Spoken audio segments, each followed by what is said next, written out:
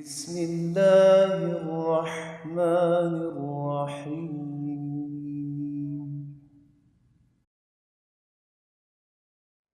And if it's not working out, then maybe it's a good time to let go of it. And that can be a new relationship that I have with certain possessions.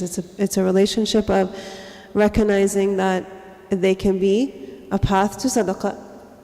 And then to give them away with that same respect.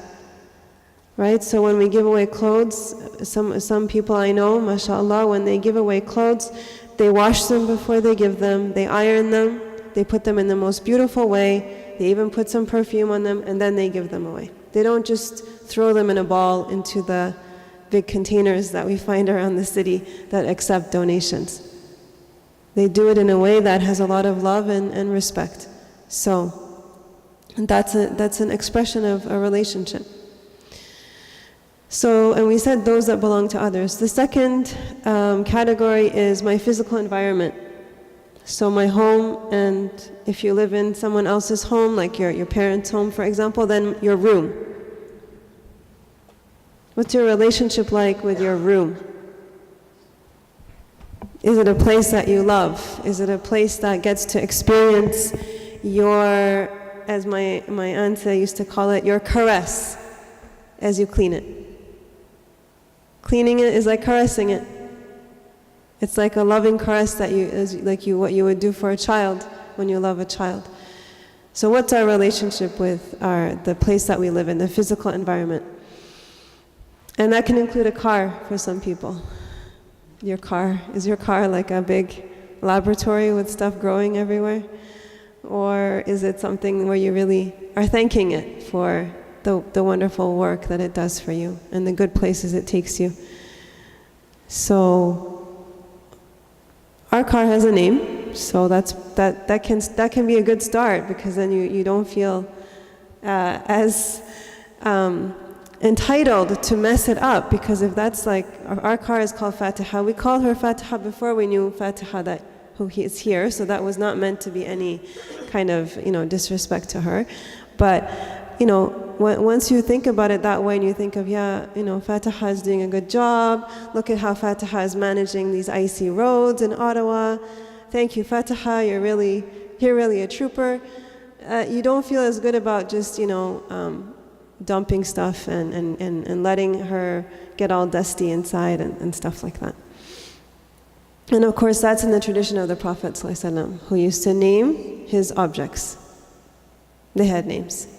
So it's not just a cute little thing. The Prophet ﷺ actually named his cups, he named, of course, his animals, and he had a relationship with all of them. All right, then number 3 is my virtual environment. So that includes news, articles that you read. Virtual, not only in the sense that it's online, I mean virtual in the sense that it's not real. If I'm reading an article, it's not someone talking to me, it's an article. So how do I interact with that? Social media, of course. What's my relationship with my phone, with my WhatsApp on my phone, with Instagram, with Facebook? What's the relationship there? Am I pleased with that relationship? Am I just pulled into it kind of against my will? Am I just letting it go because I haven't really stopped to think about what's happening in it? Who's more dominant in it, me or the other one? Am I the more dominant force in the relationship with my phone, or is my phone actually dominating me? Some questions to think about. Is it a tool for me, or am I becoming a tool in its hands? Do I have a positive feeling towards it, or do I use it with a sense of annoyance as I'm using it? Or do I actually say, Alhamdulillah, thank you for this phone, or thank you to this phone for what it has, for the good that's coming from it? You know that when we receive a new possession, an object such as clothing or anything, the dua that the Prophet ﷺ asked us to make is what? What is the dua for new clothes or a new object?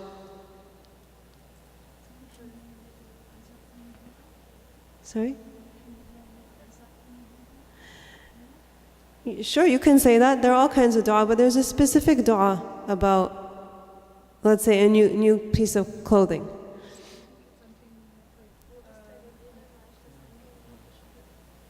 I can't hear you.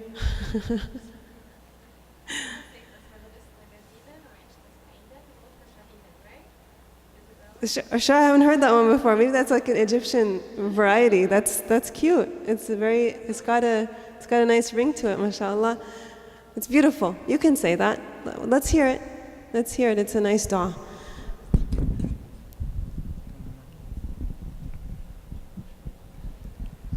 لبست جديدا وعشت سعيدا ومت شهيدا.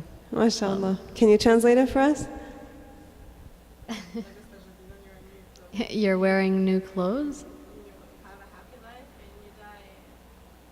You have a happy life. May you have a happy life. So you've worn new clothes. May you have a happy life, and may you die witnessing God.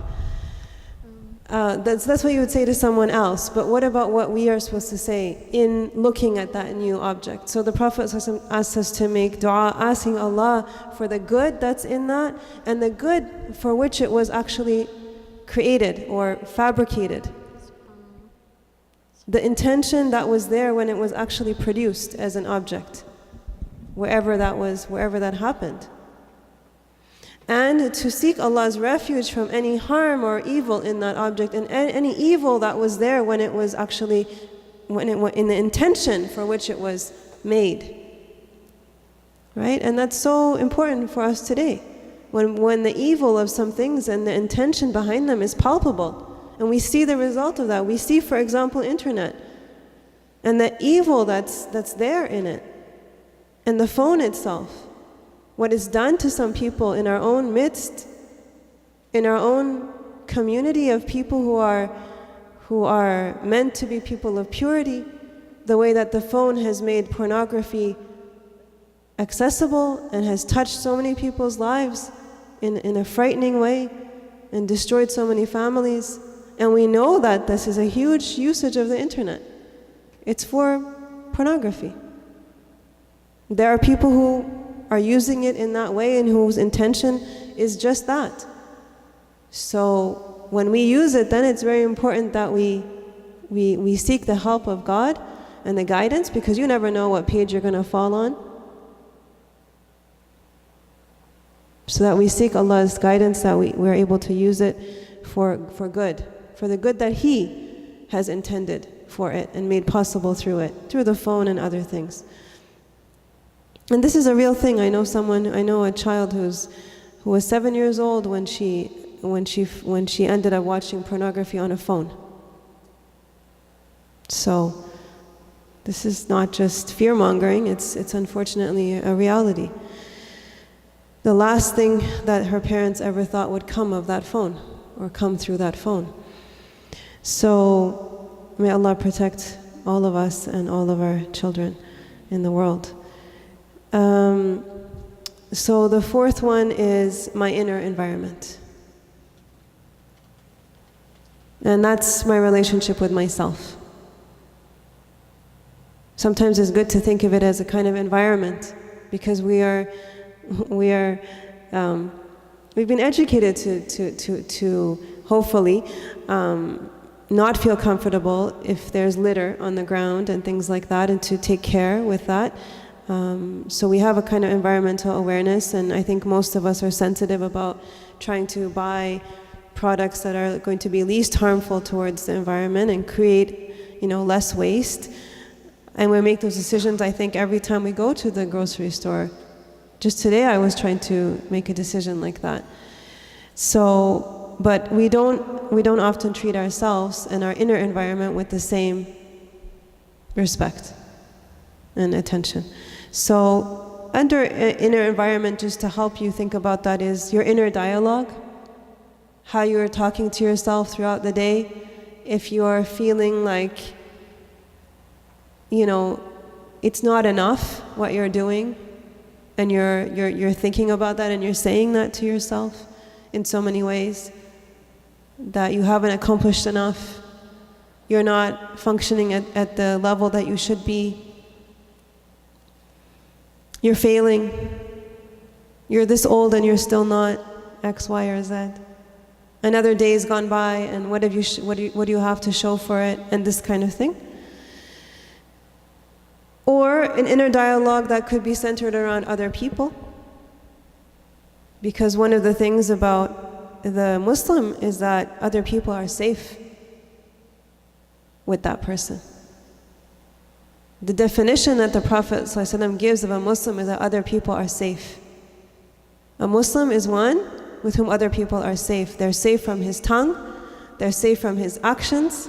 That means there's no harm that they ever need to worry about coming from that person.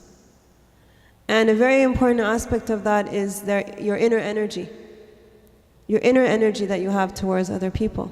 Because we do believe in Islam, the Prophet ﷺ said, Al-ayn haqq. Okay, the way that you look at someone, it's true that it has an impact on them. The way that you regard someone has an impact on them. That means if you have a bad energy towards someone, it can physically impact them. We do believe that. That's why we read also verses to protect us from that, from other people. And that's why we believe in modesty. And that's why we believe in lowering your gaze. This is why we want that to be a mores in society, that the norm is to lower your gaze and to not look at people too much and to not have that habit of looking people up and down or trying to analyze people. Just keep lower your gaze. That's an aspect of Islamic adab, propriety. So part of someone's being safe is that even in the way you think about them, it's good thoughts. And there we also remember the teaching about husn dhan fi ibadillah. The Prophet ﷺ talked about having good opinion and good thoughts of other people. Ibadallah means all people, all human beings, not just Muslims. So that if we were to open up your head, there would be nothing there but nice thoughts. There's nothing you're hiding. As Rumi says, be as you are, appear as you are, and be as you appear. Appear as you are, and be as you appear. That means the way you really are should be no different than the way you appear. Should be the same. If you're nice to people, it's because you really are that way on the inside. It's not just an appearance that you're putting up.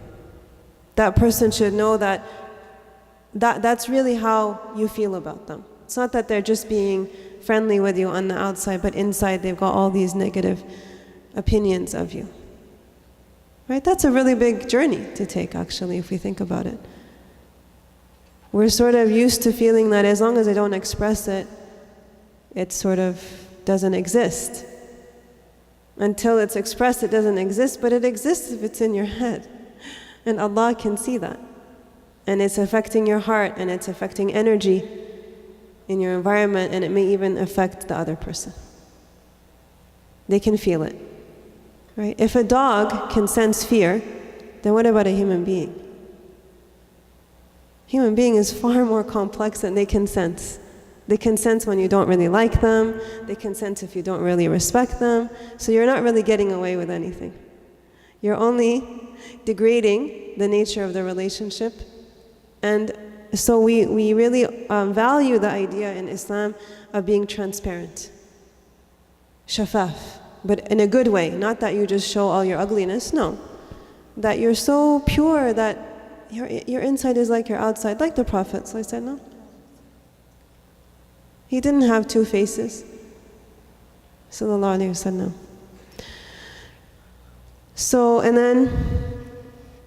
So my inner dialogue, and then how I feel about myself, and how I regard myself, how I see myself. Or in an easier way of thinking about it, who am I in my eyes? Who am I in my eyes? Who am I? Am I the person I wanted to be 10 years ago when I was thinking about 10 years into the future? Am I the person I always thought I was when I was 9 years old? Because we're the same person. Nothing has changed, but sometimes our way of seeing ourselves has changed. Sometimes at the age of 7 we were very contented with ourselves. And we know that about some of our children who are very confident in themselves and very happy to be who they are, and still that thought of if only I was someone else has not crossed their mind. They're still in that mode of being so pleased to be alive. And subhanAllah, this is something that many of the shuyukh, they make dua about when they start majlis. They thank Allah for the blessing of ijad, of existence. And it's a really, really interesting dua, and I never really connected with it for a long time. Just like, of course we exist. I mean, that's why we're here. I mean, we couldn't hear that dua if we didn't exist. So, I mean, I didn't really question it in that way, but it just didn't really affect me. And when I think about why it didn't affect me, I think it's for these reasons that I'm telling you. But it is the most essential gift, is that God chose to create you and to bring you into existence. I mean, that is really the starting point for every other blessing. And it is enough.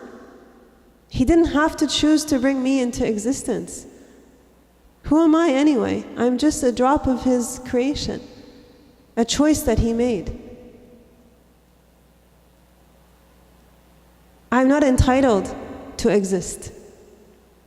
I don't have any entitlement to exist. It's not my right. It's a gift. So, just try to think about that time when you felt that way, when you really, just the fact that you existed was a source of joy to you. And you never ever thought, if only I was my best friend Jessica. If only I had the family that Monica has. If only I were lighter skinned. If only I were 10 years younger and I could change things. If only, none of those things had crossed your mind at a certain age. So try to go back to thinking about who you were in your own eyes at that time and how much you valued who you were and how much you liked to write your own name.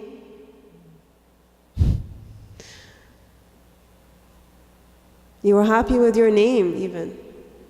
You would write your name in different places, and you would ask your parents about what it was like when you were born, and you wanted to see photos of yourself as a baby and all of that. And then somehow discontent sets in with each passing year. And maybe now, even if you saw a photo of yourself as a baby, you would just feel wistful. You would almost feel sad. Which is a strange thing, right? You wouldn't feel that same joy that you would feel when you were 5 years old. So anyway, this is just I'm just sharing with you out loud some of my thoughts. It doesn't have to be that you think that way, but that's the nature of tafakkur, which is one of the highest forms of ibadah, which is to reflect. The Prophet ﷺ encouraged us that even one moment of reflection is worth more than 70 years of other kinds of ibadah. That's a lot. And 70 years, this expression in Arabic, it means it's like saying hundreds of years. That's the nature of whenever you hear 70, that's what it represents. It doesn't mean literally 70 years.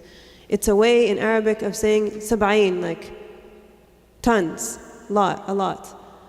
So we must engage in that process of reflection and tafakkur. There's a benefit in it for us. And it can help us to shift some old patterns that we have. And then number 5 is, how do I feel or think about God?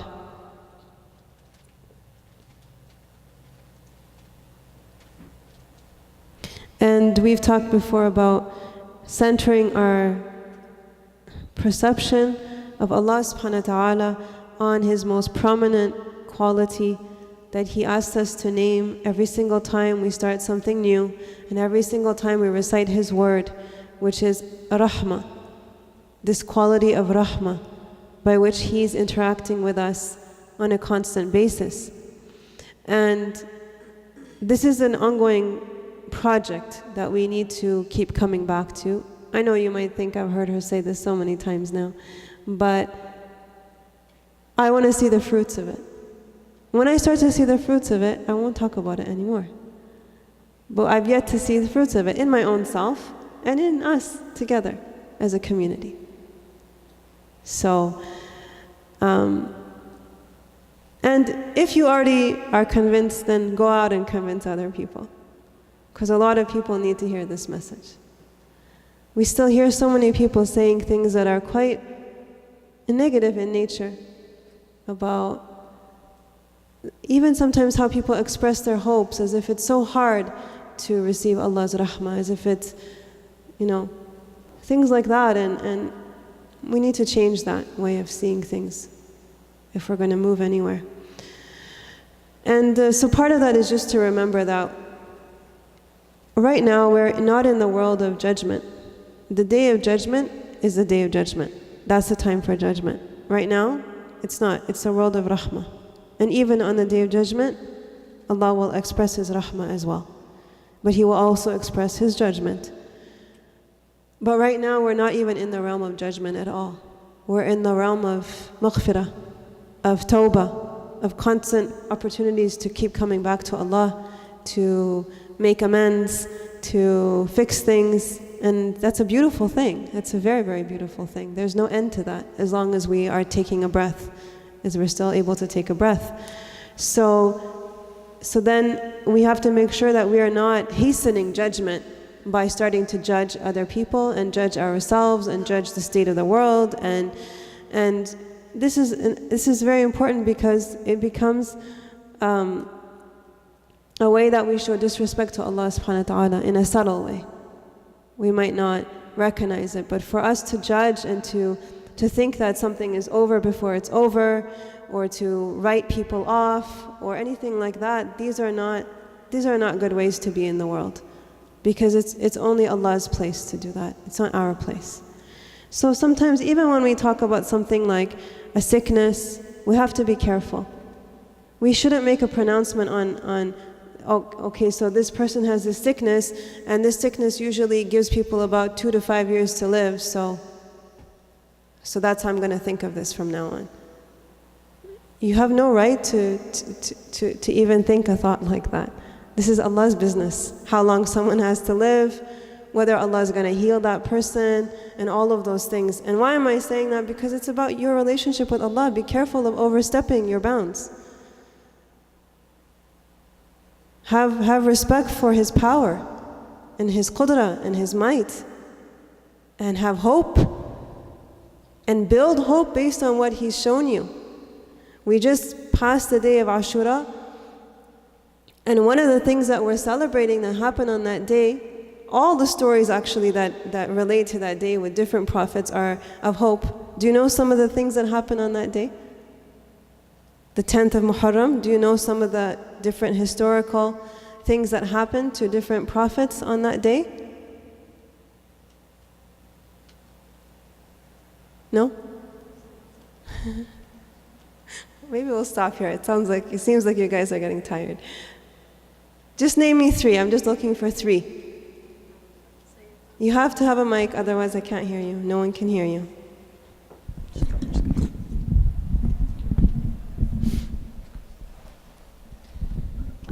Sayyidina Musa and Bani Israel, they were saved from Pharaoh when the sea opened for them and they were saved. So that's number 1. The other one, I guess, Sayyidina Hussein. So this story of Sayyidina Musa alayhi salam is a story of victory against all odds. You're between the enemy and the sea, right? And the people of Sayyidina Musa alayhi salam are saying, we're done. That's it. And Sayyidina Musa alayhi salam says, Inna ma'ya Rabbi sayahdeen. No, Allah is with me, Allah is with us, and He's going to take care of us. He's going to show us the way. And then the entire sea parts. Is there a better story of hope and miraculous occurrences? And we are supposed to be remembering this every single year. Once a year at least. But if that has no impact on how we see the world, if we hold that at a distance as a nice story and we don't think that, me too, I can have the sea part for me. It's the same God, and there's a reason why He wanted to tell me that story. Because He can do the same thing for me. He can part seas for me. He can break down obstacles for me. He can give me safe passage through something that seemed like a hell on earth. a completely, a problem that seemed to have absolutely no resolution. Right? So that's one of the stories. Do you have another one? Sayyidina Nuh alayhi salam, the flood receded on that day. And the world was restored. After complete calamity, the entire world is flooded, and there's just one ark with a few creatures on it, and Allah restores everything after that.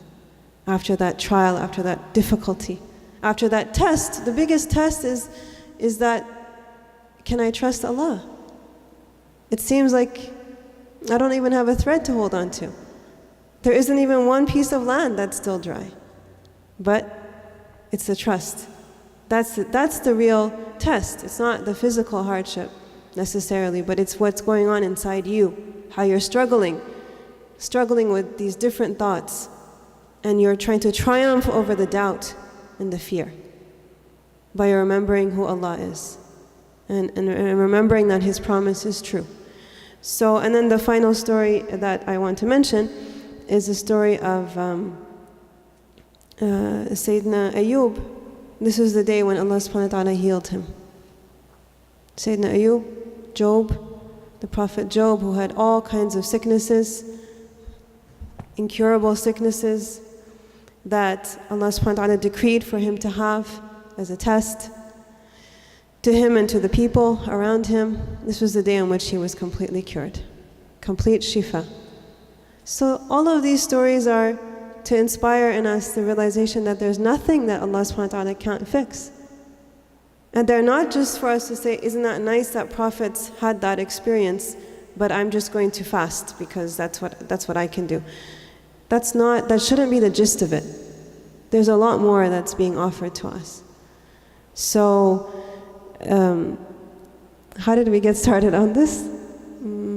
Just to say that, hope, to have hope, to not make judgments about things, to not make a diagnosis of things, to not decide that this is done now. You have to really make sure that you're an expert really before you talk like that. Average people shouldn't talk like that. If you have a certain level of real expertise in something, you can be given a certain right to make pronouncements like that. But if you're just an average person, be careful of looking up online what the longevity is for certain illnesses, or deciding about a child that you see that's just going to turn out to be a really bad human being because of the way they're behaving now. Or as Sister Yasmin was saying, or anyone, you don't know what Allah's grand plan is. You don't know who's going to end up being who and what. So it's very important to not infringe on a realm that belongs only to Allah. So, and that realm is the realm of judgment and qadar, of deciding how things are going to turn out. For us, we have to remain in that state of wonder and hope in Allah. Hope that everything will turn out wonderfully and beautifully for us and for other people. And finally, the last category, the last relationship for today that I want to mention to you is the question of what is my relationship to and with the Messenger sallallahu alaihi wasallam. What's my relationship with the Prophet sallallahu alaihi wasallam? So just try to reflect and try to not judge, but try to see what's happening. Take the pulse of these relationships so that you know you have some sense of direction, because it's a journey and you need to focus, and it's very, very easy to get distracted. It's very, very easy to get thrown off your path and go wandering here and there on the sidelines and forget that you have important things to attend to on your journey. So, of course, some of the most important are our relationship with Allah subhanahu wa ta'ala, our creator, our sustainer, our caretaker, and with Sayyidina Muhammad sallallahu alaihi wasallam. And it's essential that we become firm-footed in those things so that we can actually help other people.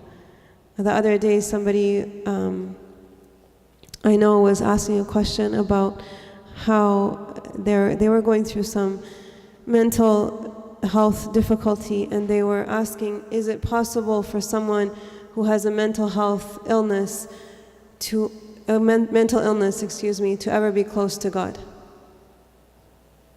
If there is one person still asking a question like that, then your work is not done. And you have to see the world like that. You have to care in that way about every other person. You have to feel that you have something to convey in the name of the Prophet ﷺ. That you see that kind of suffering and it breaks your heart. And there are lots of people out there who have those fears and doubts. There is no greater trial and there is no greater suffering than to feel that you can't be close to God, that He's not at your side. Like I said before, we keep focusing as an ummah on physical suffering in the world, which is not a picnic, of course. It's a very difficult thing. But we forget about those things in our own midst, those other kinds of suffering that we are experiencing here in the developed world, where we don't necessarily experience physical suffering in the same way as people who are, let's say, in a war-torn country. But nonetheless, it's a very painful form of suffering to feel distant from God, to be veiled from the reality that He is there for you. And that's the illness that we have here in our society, in Canada, in Ottawa. Right here. And sometimes right inside ourselves.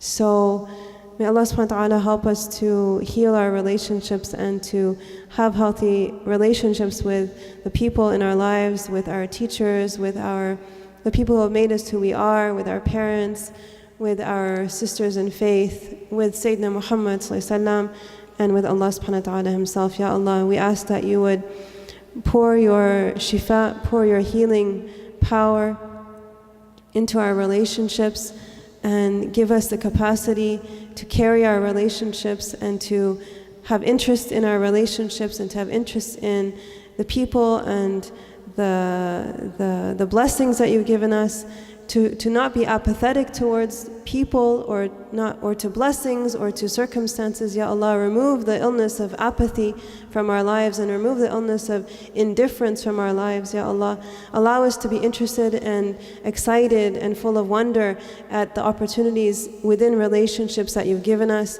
even when they're challenging. Ya Allah, show us the light in them, show us the path opening between two big waves in that sea. Ya Allah, allow us to be like Sayyidina Musa alayhi salam, be so sure and certain that definitely you will guide us, you will show us the way. Ya Allah, bless us with that yaqeen. Your Prophet ﷺ said there is no better blessing than the blessing of certainty. Ya Allah, bless us with that blessing, Ya Arhamar Rahimeen, and allow us to be able to enable others around us to also gain that blessing. Ya Allah, use us in that way, Ya Arhamar Rahimeen, Ya Allah. Wa salatu salam ala Sayyidina Muhammad, Sayyid al-Mursaleen fi kulli waqtin wa heen. Ya Rabbana lakal hamd, wa ila sharaf al-Nabi al-Fatiha.